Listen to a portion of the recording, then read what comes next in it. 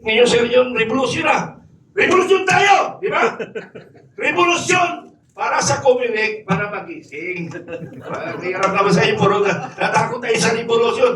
Bakit? Ang revolusyon ba ay ibig sabihin, makipagpatayan tayo lahat? Yun bang ibig sabihin nun? Hindi. Revolusyon sa Comelec na dapat mag-isip sila, sagutin nila yung mga katanungan natin. Yun ang point namin. Kasi, hirap. Lagi na lang palakot yung batas. Yung batas, tinatarantado nyo ang batas. President Marcos, tinarantado mo ang batas, pero kami, tinatarantado nyo rin kami.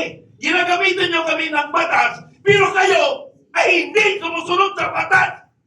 Ng batas ng Pilipinas, walang iyan kayo.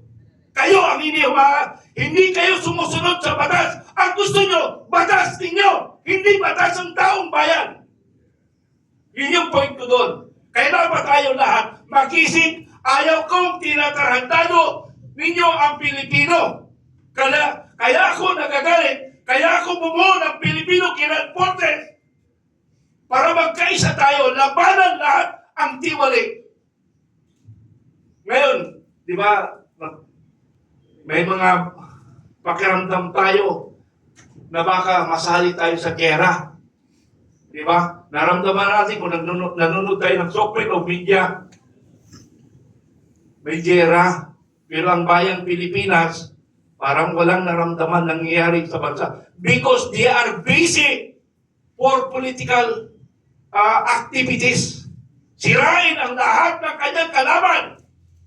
Ganon ang Marcos administration. Napakawalang ya. Ang administrasyon na ito. Mula ako pinanganak 1960.